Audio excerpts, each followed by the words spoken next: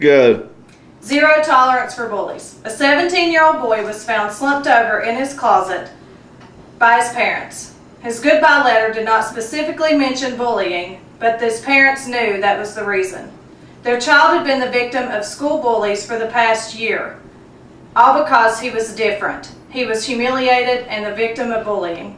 I'm the mother of 2 young boys. I cannot imagine this happening to my children. This is why I want to promote awareness and prevent things like this from happening. How many of us have been the victim of a bully as a child or an adult? I bet all of us have either been a bully or been bullied at some point. But did we ever consider the emotional and physical turmoil that is related to such violence? As I have read the statistics and studied this form of violence, I became convinced that zero tolerance policy should be put into effect in all schools. Today, I hope to convince you that bullying should not be tolerated by anyone, anywhere. Step 1, the problem. Bullying is a serious problem. Let's begin by establishing bullying is a serious and growing problem. As reported in a 2010 article in the Christian Science Monitor, 1 out of 3 students between the ages of 12 and 18 have reported being bullied. Bullying is defined as a student's exposure to repeated violence and negative actions on the part of one or more students, according to a 2011 article titled, Understanding and Dealing with Bullying. Nearly everyone at some point has been the victim of bullying or been bullied. This violence not only affects children, but adults as well. 15% of all high school students report being bullied at least 3 times in the past month, reports Yeager and Gerhardt. Victims of bullying reportedly have higher absenteeism, poorer academics, lower self-esteem, and are more likely to commit suicide. According to bullying statistics reported in 2009, bully victims are 2 to 9 times more likely to commit suicide than those who are not bullied. StopBullying.gov reports that 1 out of every 4 elementary school bullies will have a criminal record by the time they're 30. Types of bullying. There are many types of bullying. StopBullying.gov reports that as many as 77% of students will be bullied either physically, mentally, or verbally.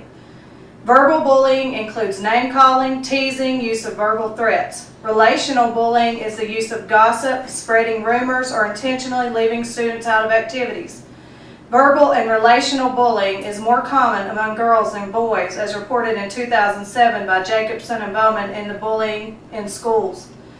Physical bullying is an intentional act of violence. It includes hurting, tripping, pinching, shoving. Cyberbullying uses social media outlets including Facebook, Twitter, and cell phones. Cyberbullying is on the rise due to 80% of teens using cell phones, as reported by bullying statistics. More than half of all adolescents have and continue to be the victims of cyberbullying. Step 2, solution. Practical strategies to prevent bullying. Now let's consider a solution. In order to reduce and prevent this problem, I recommend stricter punishment and zero tolerance for all violent behaviors. According to Yeager and Gerhardt, over 80 to 90% of all bullying incidents go unreported. Encouraging children to tell someone about being bullied is the first step to prevention. Children fear retaliation for telling. These children need to be offered a loving, caring environment so they feel safe enough to report these acts. Harsh punishment and a zero-tolerance policy discourages this behavior. God intended for all people to love and accept one another despite our differences.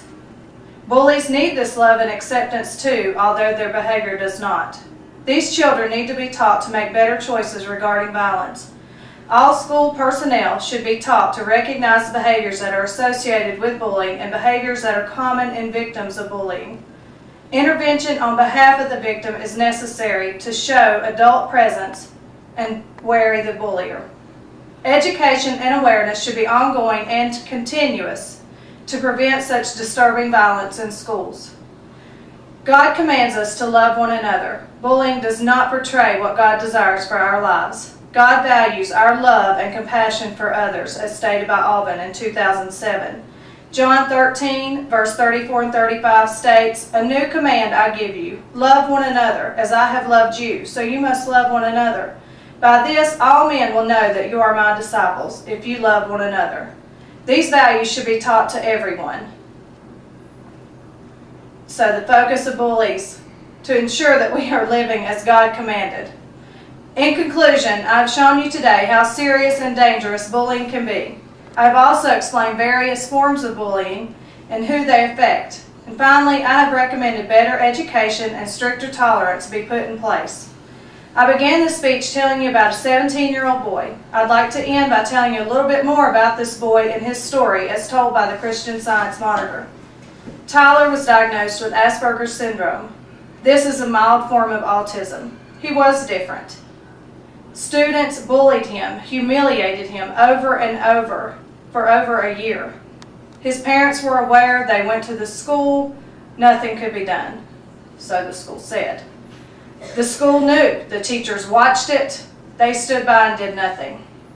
One morning they woke up at 2 o'clock, went to check on Tyler, and they found him in his closet dead. His letter did not report bullying, he didn't blame anybody, but his parents knew.